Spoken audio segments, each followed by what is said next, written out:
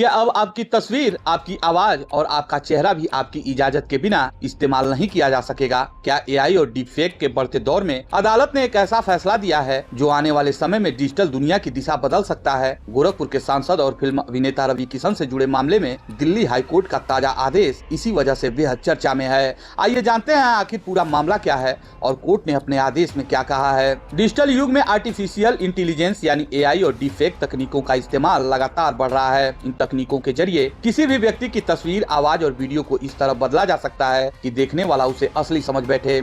इसी तरह के कथित दुरुपयोग को लेकर गोरखपुर के सांसद और फिल्म अभिनेता रवि किशन ने दिल्ली हाई कोर्ट का दरवाजा खटखटाया था। दिल्ली हाई कोर्ट ने इस मामले में रवि किशन को बड़ी अंतरिम राहत देते हुए उनके व्यक्तिगत अधिकार को संरक्षण प्रदान किया है। अदालत ने स्पष्ट किया है कि उनकी अनुमति के बिना उनके नाम, तस्वीर, आवाज, चेहरा, व्यक्तित्व और सार्वजनिक पहचान का किसी भी प्रकार से व्यावसायिक उपयोग या दुरुपयोग नहीं किया जा सकता। कोर्ट का यह आदेश 2 जुलाई को पारित किया गया था, जिसे 6 जुलाई की शाम सार्वजनिक किया गया। अदालत ने अपने आदेश में कहा कि AI, generative AI, machine learning और डीप फेक जैसी आधुनिक तकनीकों के जरिए किसी भी रूप में रवि किशन की पहचान का दुरुपयोग स्वीकार नहीं किया जा सकता।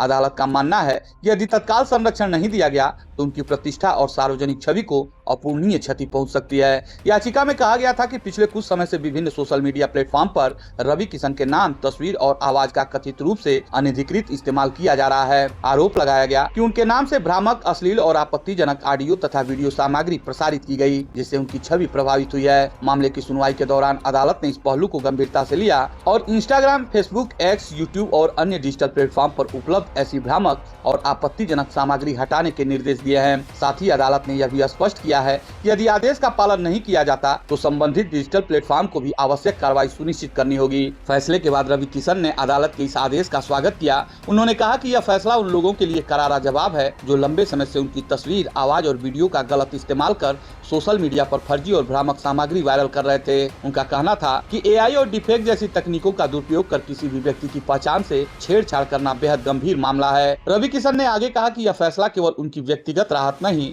बल्कि उन सभी लोगों के लिए महत्वपूर्ण है जिनकी पहचान और प्रतिष्ठा का बिना अनुमति इस्तेमाल किया जाता है। उन्होंने उम्मीद जताई कि अदालत का यह आदेश डिजिटल प्लेटफॉर्म की जवाबदेही तय करने में अहम भूमिका निभाएगा और भविष्य में एआई डीपफेक तकनीकों के दुरुपयोग पर प्रभावी रोक लगाने की दिशा में एक महत्वपूर्ण कदम साबित होगा। इस मामले से जुड़े अधिवक्ता कृष्ण कुमार शुक्ला ने भी इस फैसले को महत्वपूर्ण न्यायिक मिसाल बताया। उनके अनुसार भारत में पर्सनैलिटी राइट्स और पब्लिक राइट्स को लेकर यह आदेश आने वाले मामलों के लिए एक मजबूत आधार बन सकता है। उन्होंने कहा कि इससे पहले भी कई चर्चित हस्तियों को अदालत से ऐसे अधिकारों की सुरक्षा मिली है, लेकिन एआई और डीपफेक के तेजी से बढ़ते दौर में यह फैसला विशेष महत्व रखता है। फिलहाल दिल्ली हाई कोर्ट का यह अंतरिम आदेश डिजिटल दुनिया में व्यक्तिगत अधिकारों की सुरक्षा को लेकर महत्वपूर्ण कानूनी कदम माना जा रहा है।